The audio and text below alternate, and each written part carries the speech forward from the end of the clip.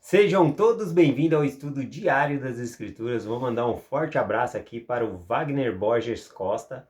Ele escreveu aqui no canal Banquete Espiritual Diário. Obrigado mais uma vez, irmão Vanderlei. Até amanhã. Até amanhã, um forte abraço para você. Tá bom, Wagner? Também temos aqui o Santos Matias, né? Ele escreveu aqui dizendo: Bom dia, irmão Vanderlei. Eu não tenho uma visão muito boa, né? Ele compartilha aqui que ele não enxerga muito bem, mas que ele está conseguindo muito bem pelo ouvido ali, ouvindo, né, as mensagens e aprendendo bastante aqui com a gente. Lembrando ali de Apocalipse, né? Apocalipse fala: bem-aventurado o que lê e o que ouve, né? Então, todos nós somos bem-aventurados, estudando junto as Escrituras, tá bom? Então, parabéns aí pelo seu esforço de nós estarmos estudando todos os dias juntos, tá bom? Forte abraço. E aqui, finalizando aqui a mensagem com Marcelo Duarte, ele colocou aqui: Sou aqui de Portugal, assistindo teus vídeos diariamente. Parabéns pela dedicação. Gostei da parte de pedir ao Pai para nos ensinar a orar. Excelente colocação, né? Eu também amei quando os discípulos pediram ali para Jesus Cristo: ensina-nos a orar. Eu achei muito humilde, muito bom, né? E hoje, inclusive, eu estou pedindo a Deus, né? Me ajuda a orar, Senhor, me ensina a orar, né? Da maneira correta. Então a gente vai se aperfeiçoando aí também na oração, tá bom? Gratidão pela sua mensagem também. Vamos lá para a mensagem do Vem Segue de hoje. Vou compartilhar dois versículos aqui, que é Mateus capítulo 7, versículo 13 e o versículo 14, que fala do caminho estreito, né? A porta estreita e o caminho apertado. Tá bom? A gente vai estudar esses dois versículos aqui hoje.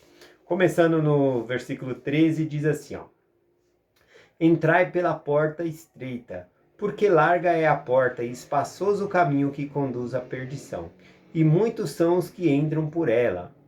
Porque estreita é a porta e apertado o caminho que leva à vida, e pouco há que o encontre, né? Então aqui a gente sempre vê essa comparação aqui, né? Jesus Cristo fazendo entre o bem e o mal, dois caminhos, né? Um que vai levar para a vida, para a salvação, outro que vai levar para a destruição, né? Para a morte. Então ele sempre tem essa comparação aqui e é muito bom para a gente entender qual caminho nós devemos seguir. Então, e aqui não necessariamente, né, está dizendo aqui, se você é batizado, você escolheu o caminho certo. Se você não é batizado, né, escolheu o caminho errado.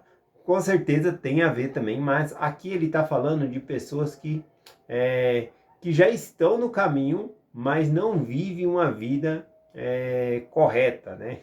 Ou seja, não vive de acordo com esse caminho. Não é só ser batizado, precisamos viver de acordo com o caminho. Eu gosto muito aqui, que eu coloquei algumas escrituras aqui para fazer comparação, né?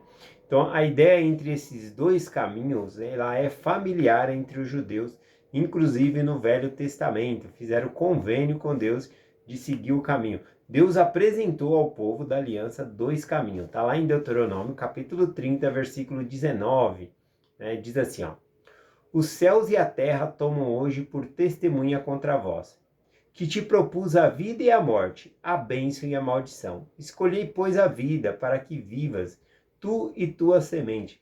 Então o Senhor colocou diante de seus filhos, né, dois caminhos, duas opções. Não tem meio termo ali, né? Ele foi o caminho da vida ou da morte, né? Da salvação ou da perdição aqui. Então ele apresenta. Só que o Senhor, ele não é neutro, né, nessa parte, né?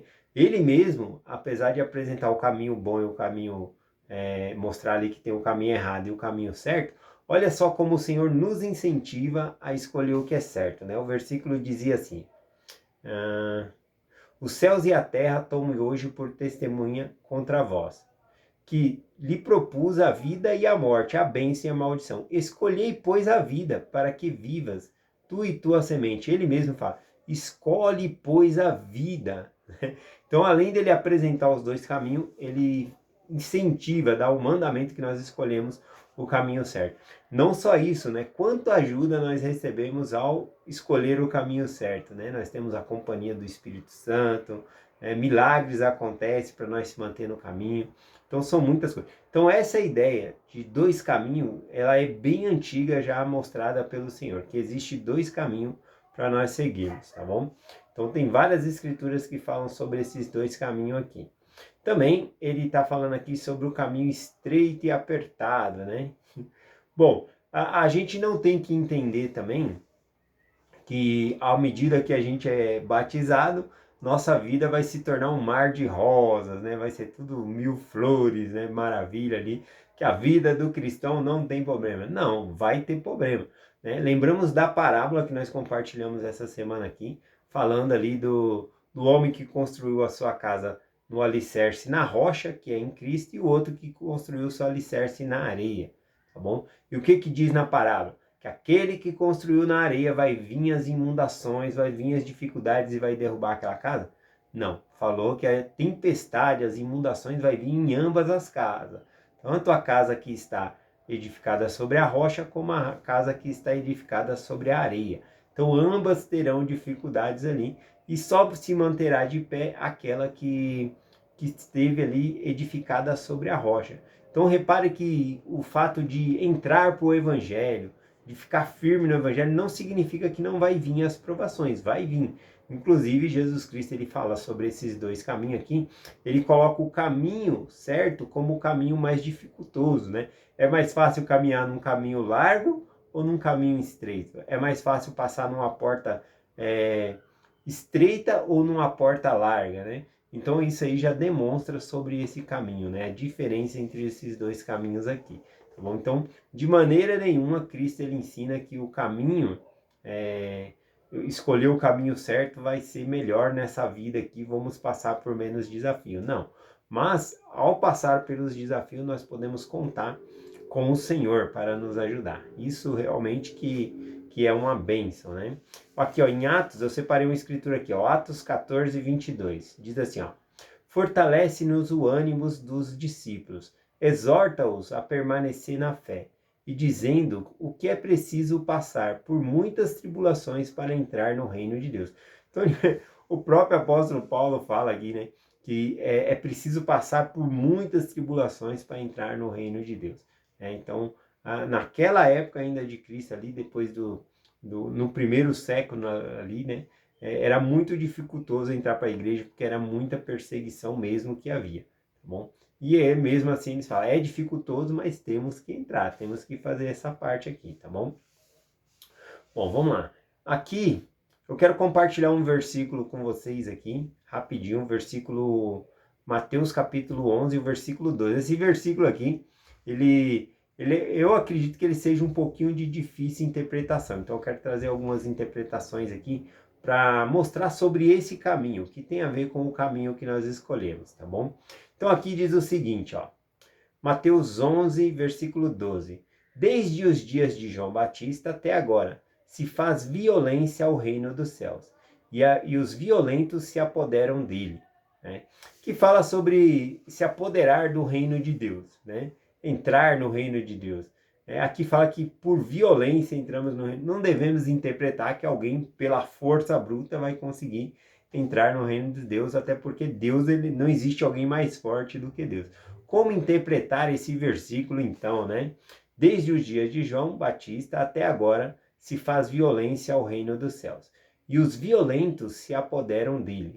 Bom, aqui nós podemos interpretar na primeira linha aqui, que desde os dias de João, né, quando o evangelho ele estava, né, o reino de Deus sendo edificado ali na terra, houve violência contra o reino de Deus. Mataram João Batista, perseguição a Jesus Cristo, aos apóstolos e assim por diante. Então foi dificultoso. Nós podemos entender aqui que o reino de Deus ele é perseguido. E isso faz com que os cristãos sejam perseguidos também, tá bom?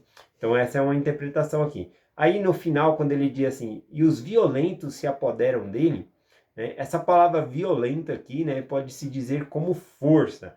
Ou seja, aqueles que querem entrar no reino de Deus, né, é com força, ou seja, é com empenho que nós vamos conseguir entrar no reino de Deus. Nós temos que guardar os mandamentos, viver, né, uma vida reta. Então é por meio de força que nós vamos alcançar o reino dos céus, tá bom? Mas é claro, né, que ao dizer que é por meio da força, do nosso esforço, não desmerecendo a expiação. Aliás, sem a expiação de Jesus Cristo, a graça do nosso Senhor Jesus Cristo, ninguém pode entrar no reino dos céus. Porém, também é necessário que nós nos esforcemos. Vou pegar duas escrituras aqui para explicar melhor. Romanos capítulo 3, versículo 10 diz assim: como está escrito, não há um justo, nem sequer um, né? Então não existe uma pessoa justa para entrar diretamente no céu. Ela precisa da expiação de Jesus Cristo, precisa ser purificada. Então nós entramos no reino dos céus, tá bom? Por meio da expiação de Jesus Cristo, por causa do sacrifício que ele fez por nós. E também, lá em Mateus capítulo 19, né? Uma pessoa se aproxima ali de Jesus Cristo e fala: o que hei de fazer para entrar na vida eterna, né? Para herdar o reino celestial? O que eu preciso fazer? Jesus Cristo responde em Mateus 19, versículo 16, e disse: eis que se aproximando dele um jovem disse: mestre, que hei de fazer para conseguir a vida eterna? E Jesus disse-lhe: por que me chamas bons? Há um só bom, senão só Deus, né? Segue-me, porém, se queres, porém, entrar na vida, guarda os mandamentos. Então, é necessário guardar os mandamentos e às vezes a gente precisa fazer com esforço, né, para guardar ali esses mandamentos, para viver nesse caminho estreito e apertado. A própria analogia já mostra o caminho largo, né? Ele não tem regras, né? Você vai seguindo ali, não tem muita regra. O caminho estreito é porque tem os mandamentos, você tem que guardar a palavra de sabedoria, você tem que viver a lei da castidade. Então o caminho é estreito, é reto ali, né? Então é mais dificultoso. No mundo já não tem tanta regra, então você vive lá da maneira que a pessoa quer, tá bom? Então por isso que o Senhor ele faz essa comparação aqui entre o caminho largo e o caminho estreito, né? Mas aqui então nesse versículo fala que por meio de esforço nós vamos conseguir entrar no reino de Deus, né? Tanto o reino de Deus aqui na terra, que é a igreja, que é o evangelho de Jesus Cristo, também é por meio de esforço, se comprometendo a guardar os mandamentos, e no reino do céu também a mesma coisa, né? Por meio de guardar os mandamentos de Deus, por meio da expiação de Jesus Cristo. Bom, deixa eu ver aqui. Aqui Jesus Cristo ele fala, né? Ele dá ênfase a essa porta estreita para que nós possamos escolher ela e viver por ela. O que é a porta estreita, né? Vou colocar aqui rapidinho para vocês, né? O que é a porta aqui. Em João capítulo 10, versículo 7, Jesus diz, né? E tornou, pois, Jesus a dizer-lhes: em verdade vos digo que eu sou a porta das ovelhas. Todos quantos vieram antes de mim são ladrões e salteadores, mas as ovelhas não os ouviram. Eu sou a porta, se alguém entrar por mim, salvar-se-á, e entrará, e sairá e achará pasto. Então aqui o próprio Jesus Cristo fala: eu sou a porta, eu sou o caminho. A gente costuma também dizer na igreja que o batismo é a primeira porta, né? Porque é o primeiro convênio que nós fazemos em relação à salvação, tá bom? Mas Cristo, ele é a porta, tá bom? Por quê? Porque sem Jesus Cristo ninguém pode ser salvo por mediante a expiação de Jesus Cristo e também por meio dos convênios que nós fazemos com Deus, tá bom? Então, e obedecer a esses convênios, logicamente, né? Então, Jesus, ele é a porta. Ele usa aqui a analogia de um curral de ovelhas, né? Naquela época, pastores de ovelha, a água sumia em uma parte do deserto, eles tinham que se locomover, né, para outra parte do deserto. Então eles faziam durante a noite ali um curral onde poderia guardar as ovelhas, né, ali à noite, né, por causa de lobos ou coisas assim. Então ele cercava tudo, esses curral assim, para nenhum animal entrar, tá bom? E aí na porta da entrada não tinha uma porta, ele mesmo era a porta, o pastor é a porta da ovelha. Por isso que Jesus Cristo fala aqui: eu sou a porta das ovelhas. Sem passar por Jesus Cristo não dá para entrar, né? Ele até coloca aqui que os que vieram antes dele eram ladrão e salteadores, né? Outros que vieram anunciando: eu sou o Cristo, né? Eu sou o Messias, e era um Messias falso. Ele sim é o Messias verdadeiro. Bom, vou terminar por aqui a mensagem, né? Que nós possamos sempre escolher o caminho estreito e apertado. Por quê? Porque é o caminho que conduz para a vida eterna, né? Para a presença de nosso Pai Celestial e Jesus Cristo. É essa a mensagem que eu compartilho com vocês. Em nome de Jesus Cristo. Amém. Até amanhã.